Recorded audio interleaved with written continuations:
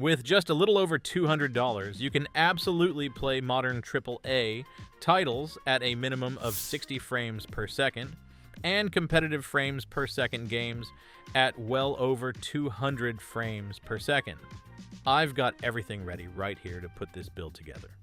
If you're looking for a budget gaming PC in 2026, this might be the perfect solution, especially at a time when RAM and GPU prices are skyrocketing. Before we dive into the parts list, we all know one thing. Everything is getting more expensive than ever. But that didn't stop me from finding a way to save money by choosing parts smartly.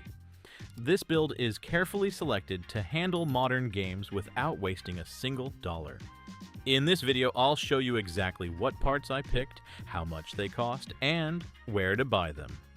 By the end, you'll have everything you need to build this system yourself. First, I'm going to start with the easiest parts to choose. Things like RAM and storage. With these, it's really just about how much is enough and what actually makes sense to use. Let's start with RAM. RAM prices right now are honestly pretty rough, so going overboard just isn't an option, unless I want my wallet to disappear. Instead of fancy RGB sticks with flashy heat spreaders, I went with these plain, no-frills RAM sticks. They don't look amazing, but performance-wise, they'll do the job just fine. For capacity, I think 16 gigabytes is still a very comfortable spot for gaming today.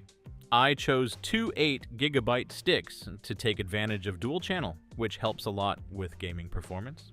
The memory standard here is DDR4, so I'm not too worried about it becoming outdated anytime soon. And for both sticks combined, I paid $70, which honestly feels pretty reasonable. Next up is storage, and just like RAM, SSD prices have also been affected quite a bit by memory chip production lately. They've been slowly going up. So my approach here is pretty simple. I'm going with used SSD, but not something too old, because at that point the drive's lifespan just isn't worth the risk anymore. In this case, I picked a Samsung 870 Evo SATA SSD, 500 gigabytes. Since these are used drives, the prices are insanely cheap, around $14 on eBay. That said, you definitely need to be careful. Before buying something like this, always check the drive health using software, just to make sure you're not picking up a ticking time bomb. Now let's get to the most important part, the CPU. In the previous video, I already talked about the i7 6800K, and honestly, this thing is an insane value for the money. For just $30, you're getting performance that's on par with a 10th generation i5 in many situations. Sure, the official max turbo is only 3.8 GHz, but the good news is you can comfortably overclock it to around 4.3 GHz. Now, when people talk about the downsides, they usually bring up high temperatures and power consumption, but in reality, that's not completely true, because most modern games still don't fully utilize all 6 cores. That means the CPU rarely runs at full load while gaming, so heat isn't as scary as it sounds. Because of that, a decent air cooler is more than enough. I'm using a 4 heat pipe air cooler that costs about $20, and it does the job just fine. Now, if you're someone who does a lot of multitasking or heavy workloads at the same time, then yeah, you'll probably want something better. But for gaming, this setup is more than enough. Next up is the motherboard. I went with a Chinese-made X99 variant, basically an OEM board. Because of that, the price is insanely cheap, only around $30.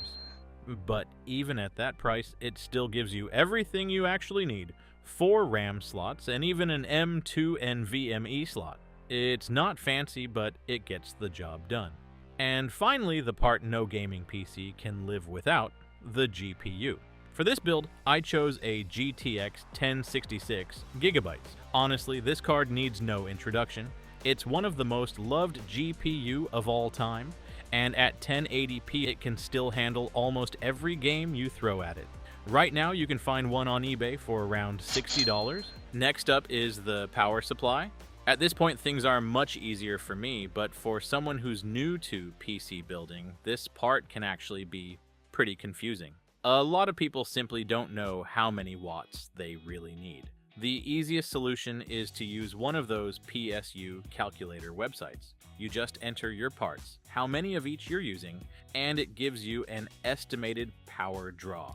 In my case, the system comes out to around 256 watts, and the recommendation is to use at least a 450 watt power supply. To be on the safe side, I went a bit higher and chose a 500 watt PSU. The reason is simple. This is a used power supply, and over time, power supplies do lose some efficiency. I picked this one up for $30, and finally, the case. Nothing fancy here, just a basic case that does the job. It cost me about $30, and skipping flashy designs like this can save you a lot of money if you're building on a tight budget. So when you add everything up, the total cost of this build comes out to $284.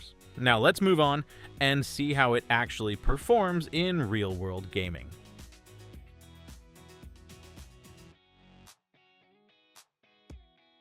Let's start with CS2. With this configuration, I'm playing at 1080p on medium settings. At these settings, the FPS stays above 100 frames per second. In lighter scenes without combat or heavy detail, it can even spike up to around 150 frames per second. What's impressive is that at these frame rates, the CPU is only running at about 40% usage. Overall, the experience feels very smooth and stable. Next up is Fortnite. I'm playing at 1080p using DirectX 12. During normal movement, FPS stays between 70 and 80 frames per second, and the gameplay feels consistently smooth. What impressed me the most is that even during close-range fights with lots of visual effects, the frame rate remains stable. However, at this point, the GPU is working at around 93% load. Now let's move on to a heavier AAA title. I'm testing Black Myth Wukong at 1080p on medium settings. With this setup, FPS stays above 60 frames per second, and even during intense combat sequences, performance remains stable. From this test, it's clear that this configuration can handle demanding games like Black Myth Wukong quite smoothly. So what about Cyberpunk 2077? I'm playing at 1080p on low settings. In this case, FPS ranges between 60 and 70 frames per second. Even during gunfights with lots of on-screen effects, the system continues to perform smoothly. Throughout the entire session, there were no noticeable frame drops, and overall stability was very solid. Now let's move on to The Witcher 3. I'm playing at 1080p on low settings. At these settings, FPS ranges between 80 and 100 frames per second. Performance remains very stable, even during intense combat, with lots of visual effects. However, to maintain those frame rates, the GPU is running at almost full load. From this test, it's clear that for AAA titles, this configuration performs extremely well. Finally, let's test Minecraft. I'm starting at 1080p with 8 chunks. At this setting, FPS sits around 300 frames per second, and overall performance is very smooth and stable. Now, I'll increase it to 32 chunks.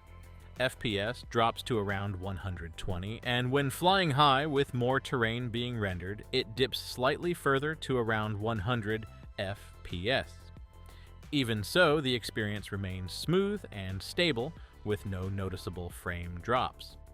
And that wraps up everything about this $280 gaming PC. After all these tests, it's clear that this system handles most games smoothly and consistently, especially heavier AAA titles.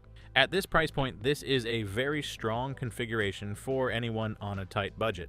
Even though it's built from used components, it still performs surprisingly well. And with that, we've reached the end of the video. Thanks for watching all the way through. If you enjoyed the video, don't forget to like, subscribe, and turn on notifications so you don't miss the next one.